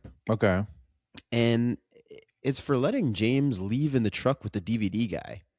Like, we don't see a scene of them like going through the gate and like how maybe he hid under the seat or something, but like, I just feel like that shouldn't be possible. I feel like someone was being lazy. I didn't see it happen, but I feel like for him to get out of uniform by himself in this truck, like there's no way they don't check that truck as they leave the camp. So I feel like someone was being lazy, and yeah. That's justified. I 100% agree. Yeah, that's a very good point. I didn't even think about too. Where I was like, would it be this really easy to escape like that? Like he's just gonna duck? I feel like anybody coming in and out, they're checking your whole truck. This is like you're Yeah. going in and out of the border, basically. You know what I mean? Like it's a very good point. So I didn't see it, but I feel like someone was being lazy. So Good. That's a good pick. It's a good Ferris. yeah. Next, we got our sixth man, our Peyton Pritchard Award. This is someone with a small role that did the most with that small opportunity. Who gets your sixth man? I gave it to Beckham. Nice. And it's mostly for the way he comes in. Like he comes in hot. Like he's a little kid, but he comes in with so much personality. He comes in, I guess I think he said he comes in saying the N word, and it's the one line which I almost gave up my quote, but it was too wild to give a quote. But when he's saying, he's like, "Yo, what do you want? Like I can get you donkey porn, girl on dog, like whatever you want." I'm like, "Yo, what?" Yeah. I'm Are you gay? You want gay porn? Yeah, Like, I got exactly. you. I was like, this is crazy. So like I gave it to Beckham, like very short and simple. He just came in hot, and I had to give him love for that. It's a great pick. I was very close to picking him too. And like his subplot was really good too. So I Yeah. think that he gets credit for that as well. I ended up giving it to Colonel John Cambridge, Okay. who is the psychiatrist, the doctor that Eldridge is always talking to. I really like that storyline. You talked about you didn't love it as much. Yeah. I really liked it. I thought, Eldridge, like the guilt when they had that conversation for the first time in the camp. And he says like, yeah, you don't know anything about being out there. Come out there and maybe you can experience it. And even when he's freaking out and he's holding the gun and he's like, look, he's alive, he's dead. Yeah. He's alive, he's dead. Like he's freaking out. And so I really like that storyline. Unlucky choice of when to leave the base. Yeah. That's tough. That is tough. the one day you choose to go out and you get blown up, but then even Eldridge reacting to that. He comes out, he grabs home, he's like, "No, Cambridge, where are you? We got to get him. And we're like, he's gone. But I just thought that subplot was really good, so I gave him a 6-man. Yeah, that's a fair point. And shout out to anybody that's a Dexter fan. He's a big part of the show Dexter. When I saw him too, it was another moment for me. I was like, oh snap, that's the dude from Dexter. But yeah, but no, it's a great pick. It's a great pick. Okay, I like that. Next up, we got our favorite quote. Self-explanatory. What was your favorite quote? My favorite quote went to Cambridge to go right off of your 6th man. And it's when he said, he was talking to Eldridge and he said, this doesn't have to be a bad time in your life. Going to war is a once in a lifetime experience. It could be fun. And that was crazy. That is a crazy quote. And that's why I had to mention it, because I was like, this is a crazy quote. And that kind of taps into like propaganda reinforcement, where I'm almost like, are they just telling the doctor to say this to people? Like I don't know, because that's just a wild thing to say. You know what I mean? Like a regular human, I feel like wouldn't say that unless told to say it. So I just thought it was an interesting quote, and that's why I gave it to like my favorite quote, because I wonder if it was put in there as like a thing to talk about how like, hey, these guys are they kind of have to be reinforced like this, and like the people that they talk to, like the doctors or the psychotherapists or whatever this guy's title was, that's kind of what they go through. And I just thought it was interesting to have that in there. That's a really good point. I have no idea if that is accurate. But it's certainly possible. You're right. Like in order to get people to keep signing up and like for recruitment, you'd have to like kind of push this like positive thing. Yeah. So do they have their doctors and like the higher ups when they're talking to people to kind of be like, yeah, this could be great. It could be fun. It's a great question. I don't know. But what about you? What was your favorite quote? So my quote I gave to Colonel Reed, who is, I had to look that up. He's the guy that talks up James for disarming like 700 bombs. He's like, I don't know. So he's a colonel, I guess is his rank. Yeah. But he seemed like he was like in charge of everybody. I don't know how the ranks work, but he seemed like he was higher up than everyone. Like even James, who's higher than Sanborn and Eldridge, was calling him sir and stuff. So I assume he's higher. Anyways, his quote was after they shoot the guy that shot the car and started the fire, and he's looking over him, he says he's not going to make it. And the guy's looking at him, he's like, we've got a survivable wound, sir. Like, he can make it. He's like, he's not going to make it. And then the camera moves off of the guy on the ground up to him, and then we just hear the gunshots, and they literally just execute this guy. Yeah. I was like, first of all, this dude's a monster. Yeah. That's insane. And second of all, like the whole theme of war being a drug, we see that with James' character. I think this is just another guy that they're showing like how the war being a drug is affecting this guy, even maybe more extreme than James. We never see him execute someone. No. He's reckless, but he Yeah. never goes that far. Mm. And then after the whole car bomb disarmament, and he comes and he's like, how many bombs you got? 700. Oh, that's got to be some kind of record. Like he's just having a great time. So we could see that he's one of those guys that's very comfortable in this situation. Yeah. He's killing people that can survive. Like this guy's just a monster. Yeah. And it is interesting too. Like I was gonna mention that point earlier too, where that was another scene where like I couldn't read that guy at first, because he was, the fact that you said like, oh, you're a wild dude, I thought that was gonna be like a flip and being like, we don't like wild guys around here, or like I don't know if it was like, but he was just all gung ho, and I wasn't expecting that. I'm like, okay, you guys like wild guys especially when they're dealing with bombs. I'm like, all right.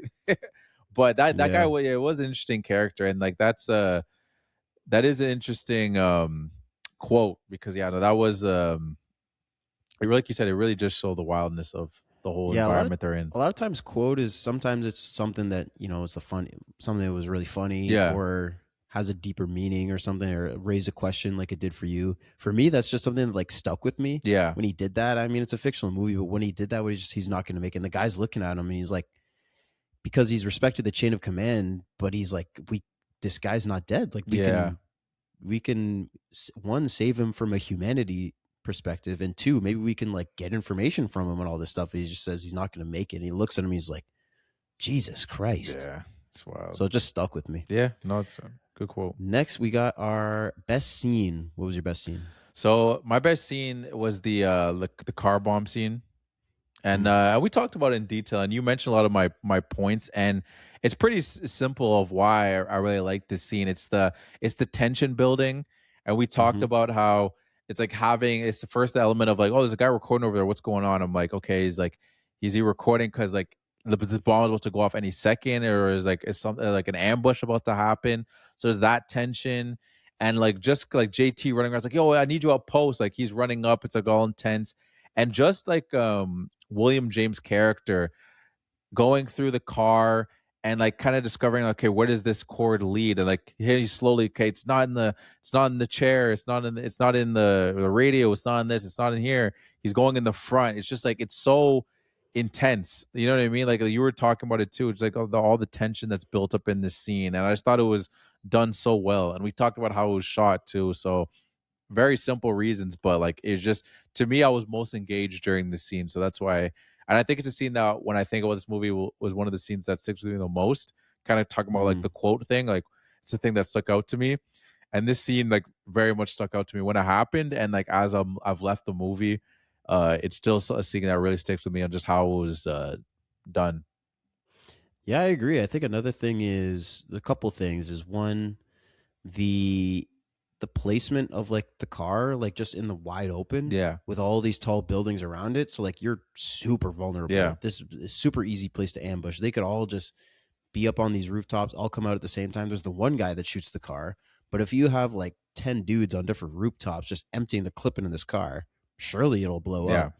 And you have like 20 giant bombs in the trunk of this car. So the stakes of it is way higher, because if all of this blows up, like it's going to blow up. I don't know exactly how much, but it's going to do a lot of freaking damage. So much so that when he even takes the suit off, which again, like I get, like no one would ever do that. So if you're an army vet or an army guy, that might like piss you off. But like from a viewing standpoint, it communicates like those stakes, because he said, he's like, whether I'm wearing the suit or not, like if all this blows up, like I'm toast. Yeah. So I might as well just take it off and like be comfortable. I could be a little mobile, like because he's got to like crawl into the car and cut the seats open and all this stuff. So like that also really raises the stakes of it, which just ups the tension even more. Yeah, he had that quote, which was almost my quote, when he said, he's like, if this all goes off, we're all seeing Jesus or whatever. And it's like, I'm gonna die, I might as well be comfortable. Yeah, exactly, which is that definitely is another element that builds the stakes for that scene. But what about you though? What was your favorite scene? The exact same one. Hey, we back. The car scene. That's a certified best scene. We back. Super tense. He's looking around the whole car, like it, and like I said, they're really taking their time. Mm. It's really slow. We spend a lot of time while we see him check every part of it. We're always cutting to Sanborn. They see the guy in the tower. They see the guy on the camera, and like Sanborn's also getting pissed off, right? He's like, because he's not communicating. He throws his headset off. Like there's just so much stuff going on in this scene that you just can't look away, and your cheeks are clenched the whole time. Yes, that's a good way of putting it. Yeah, it's a cheek clencher. Cheek clencher. That's a certified cheek clencher.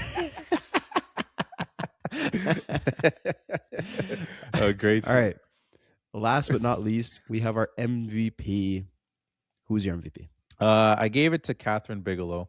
I think that's how you say her name. Yeah. it is. But no, like we talked about a lot of aspects of like the way that, like the style of the film, and I really enjoyed the style. I liked I kind of had the mixes of, like we said, some moments it kind of felt like that handheld cam. There's like almost like a documentary kind of look to it, in the sense of like, even as we were getting like street shots, they're just kind of just showing you the environment. You see like a little cat's limping. You kind of just like see like the trash and like just seeing people around. It kind of almost like felt like a documentary style in that sense of like, oh, look, this is the environment, and they're kind of like establishing shots too. But again, just kind of the way like they did like the zoom ins and stuff like that. I thought that was interesting. That unpolished look that we were talking about, I think works really well with this. And there's even just one shot in particular I really wanted to shout out.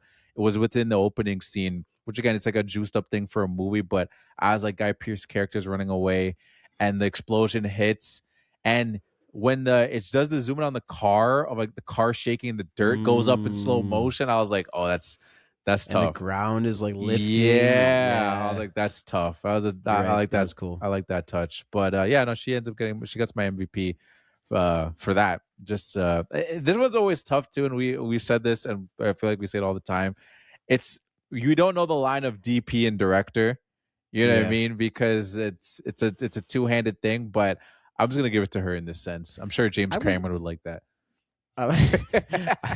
I would assume that at least the idea for like having the unpolished look and like the boots on the ground feel came from her. Mm-hmm. You know, it's then the cinematographer's job to Bring it to accomplish life. that. Yeah.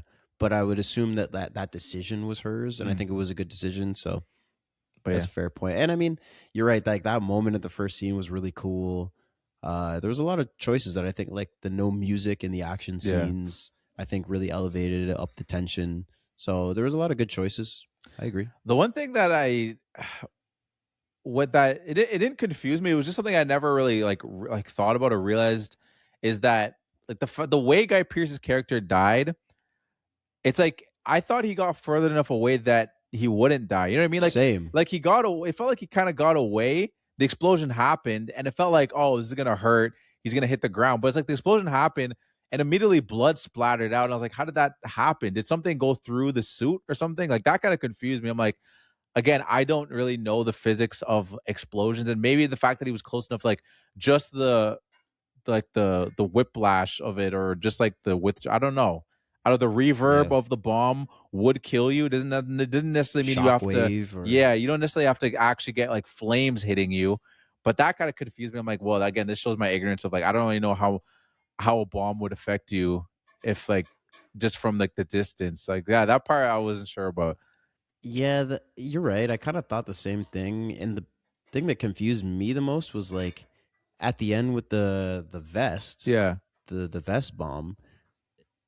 Sergeant James or whatever, like he seemed like he was just as close. That's what I'm just saying. As far. I mean, I suppose they're different bombs. The one with Guy Pearce was like a canister. Yeah. This one was like, I think C4 strapped to the guy, all around the guy. So maybe the canister is a much stronger bomb. We have no idea, but like it seemed like they were just as far. Exactly. And that's what I was saying. That I knew I was going to mention that, but I was like, again, I had to establish like this is just my ignorance. I don't know about the physics of how the different bombs would work, and like what would be like, no, if you were that close to this kind of bomb, dude, come on, how do you not know that? I'm telling you, I don't know.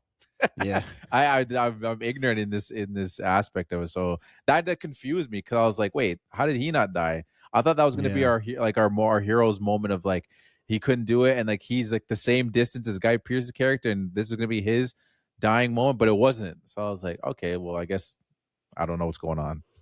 Yeah. Yeah, we don't really see our guys take a lot of damage. Just Eldridge, we see him get shot. Yeah. And he gets all pissed off at Jays. He's like when he gets in the helicopter, right? And he's like, Yeah. "Oh, my legs shot in all these places. Like, screw you. You didn't, like, yes, I know I got kidnapped and stuff, but you didn't have to like stroke your own ego or whatever. Yeah. Go out looking for trouble, all this." And then he's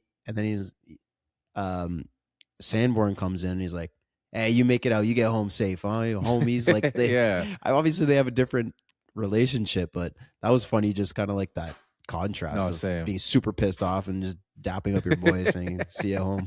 That's true. That's a funny point. What about you though? Who's your MVP?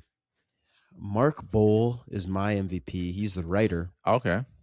I just thought it was a great story with interesting missions. Mhm. I thought kind of at the start of this movie, I thought we might just get the same thing over and over. Mhm. Like, we saw Guy Pearce in the first one. He goes out and he's disarming this canister and it blows up. And then Jeremy Renner comes in and then he's got to disarm like 6 of them. He pulls them all up from the ground. So I was like, is all we're going to see in this movie is just like cutting wires and mission.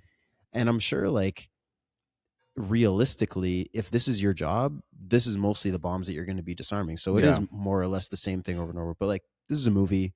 We want to see some different stuff. Yeah. So like there actually were different things. Like, yes, there were canisters involved in a lot of them, but there was the one with the car. Like they used them in different ways. There was a sniper shootout. I thought there were great characters. I liked, like I talked about, all the 3 of them going through the grief of war and having it affect them in different ways. I thought was really great. He was actually, Mark Bowl was embedded, which means he was like in the war zone, like on the front lines as a media person with an American bomb squad for 2 weeks in 2004. Like in preparation for like to write a script or something, or just it would just happen to be coincidence. That's a good question, actually. I don't think he did it with the intention of making a movie. Okay. I think he was just like a journalist or just a writer or something, and he did that, but then from that experience used stuff like that and made this obviously fictitious story, but like inspired by his experiences over there. Okay. But I thought it was just really well written, and you did make some points about, like the kid storyline that was maybe a little off. It wasn't perfect, but I thought it was really well done. Yeah, that's a fair point. And like it's a good award. It's a good pick, sorry. It's a good award. MVP is a good award. Yeah, it's a great award, huh? It's a great pick. It's a great pick for the award. It's a good pick. Yeah, it's just my favorite aspects of the movie were from him, so that's what I went with. All right. We got we were back though. We got one certified. Certified cheek clencher we got. Certified cheek clencher. We're gonna have to keep that around, man. We're gonna keep that around. For sure. But we gotta change the sound effect from like the wop wop wop to like a yeah. And then do it 3 times.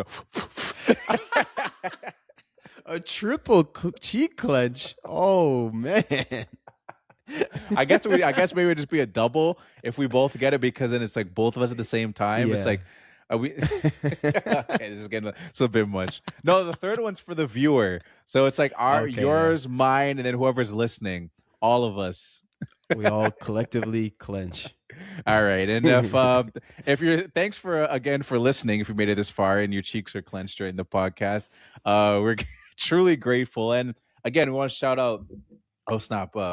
Anybody that what's it called? It contributes, leaves comments, stuff like that. We always give shout outs in the family meeting if we get it and stuff like Makes that. Makes fun of me on Reddit. Yeah, exactly. No, we appreciate it all. Honestly, it makes it fun, and it's fun to interact and react to certain comments and stuff like that. If you do want to join the conversation, being part of like the polls or whatever, stories, comment section on Instagram, TikTok, whatever, you can follow us on TikTok and Instagram at the Film Room Pod. YouTube, Apple, Spotify, search up the Film Room Podcast.